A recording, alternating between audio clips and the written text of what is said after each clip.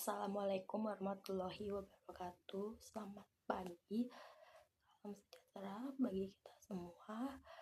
Yang terhormat kepada tutor Ibu Maguna Elias Tuti selaku tutor Bahasa Indonesia Tata Bahasa dan Komposisi.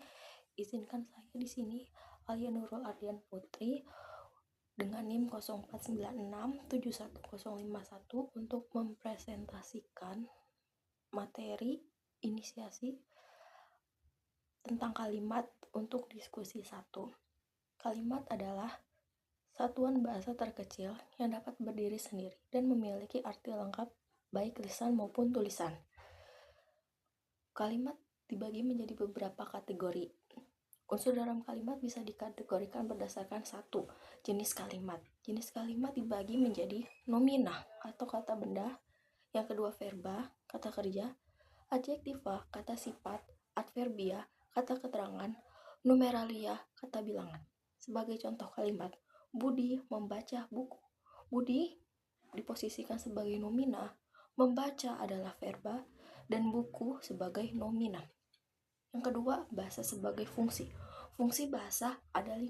Yang pertama sebagai subjek atau pelaku. Yang kedua predikat atau tindakan atau juga peristiwa. Yang ketiga objek atau orang atau sesuatu yang dikenai. Yang keempat pelengkap. Yang kelima keterangan waktu, tempat, dan cara. Contoh kalimat, Ani membaca buku cerita di taman. Ani sebagai subjek, membaca sebagai predikat,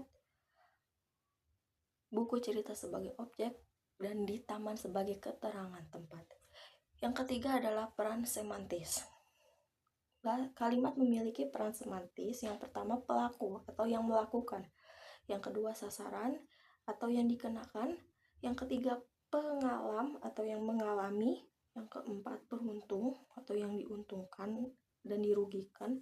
Yang keempat atribut penjelas sifat. Sebagai contoh, ibu memasak sayur untuk keluarga. Ibu sebagai pelaku, sayur sebagai sasaran, keluarga sebagai peruntung. Klasifikasi kalimat. Klasifikasi kalimat dibagi menjadi 5 bagian. Yang pertama berdasarkan jumlah klausa. Jumlah klausa dibagi lagi menjadi 2, yaitu berdasarkan kalimat tunggal dan kalimat majemuk. Kalimat tunggal adalah kalimat yang hanya ada satu klausa. Sebagai contoh, Budi membaca buku. Yang kedua ada kalimat majemuk. Kalimat majemuk adalah kalimat yang lebih dari satu klausa. Yang pertama adalah majemuk setara, yaitu klausanya sederajat. Sebagai contoh, Ani membaca buku dan Budi menulis surat. Yang kedua ada majemuk bertingkat. Posisi klausanya itu tidak sederajat. Yang pertama, sebagai contoh, Ani menangis karena bukunya hilang. Klasifikasi kedua adalah berdasarkan isi. Dibagi lagi menjadi 3 bagian. Yang pertama deklaratif atau kalimat yang menyampaikan informasi. Sebagai contoh, ibu pergi ke pasar. Yang kedua adalah kalimat interrogatif yang menanyakan sesuatu. Sebagai contoh, di mana ibu? Yang ketiga kalimat imperatif, itu kalimat yang memberikan perintah. Sebagai contoh, tutup pintu itu. Yang keempat ada ekslamatif, yaitu mengungkapkan perasaan. Sebagai contoh, wah indah sekali pemandangan itu.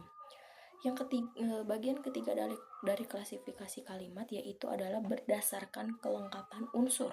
Dibagi lagi menjadi 2, yaitu kalimat mayor dan minor. Kalimat mayor adalah kalimat yang lengkap dan unsur subjek. Terdapat unsur subjek dan predikat. Misalkan, dia tidur. Yang kedua adalah kalimat minor. Kalimat ini tidak lengkap dan biasanya berupa hanya subjek atau hanya predikat saja, atau hanya mengandung satu unsur kalimat. Sebagai contoh, selamat pagi. Yang keempat berdasarkan ada tidaknya objek. Ada tidaknya objek dibagi menjadi 2, yaitu kalimat transitif dan kalimat tak transitif.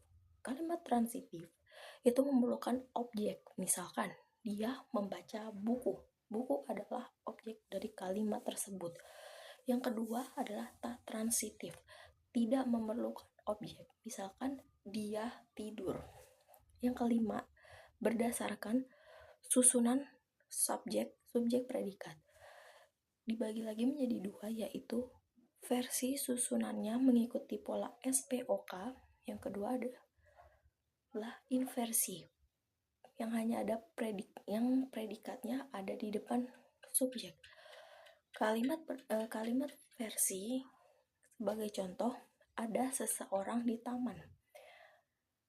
Sedangkan kalimat inversi contohnya, berangkatlah dia ke kota. Kata kerja mendahului subjek. Hubungan antar kalimat dibagi menjadi dua, yaitu koordinasi dan subordinasi. Koordinasi yaitu menggabungkan dua kalimat setara menggunakan kata sambung dan atau tetapi. Sebagai contoh, saya belajar dan dia bermain. Yang kedua, ada kalimat subordinasi menggunakan kalimat utama, menggabungkan kalimat utama atau kalimat induk dengan anak kalimat, yaitu kalimat penjelas. Anak kalimat bisa berupa klausa nominal. Sebagai contoh, aku tahu bahwa kamu datang. Klausa adverbial, aku tidur karena aku lelah. Klausa relatif, buku yang kamu baca menarik. Klausa perbandingan, dia lebih tinggi daripada aku. Hubungan semantis antar klausa dalam kalimat majemuk setara dibagi menjadi 3 bagian, yaitu yang pertama, hubungan penjumlahan. Kegiatan artinya kedua kegiatan terjadi secara bersamaan. Sebagai contoh, saya makan dan ibu minum. Yang kedua, menunjukkan hubungan perlawanan. Artinya dua hal saling bertentangan. Dia rajin tetapi malas belajar. Yang ketiga, menunjukkan hubungan pilihan. Artinya menjanjikan pilihan di kalimat tersebut. Misalkan mau teh atau kopi.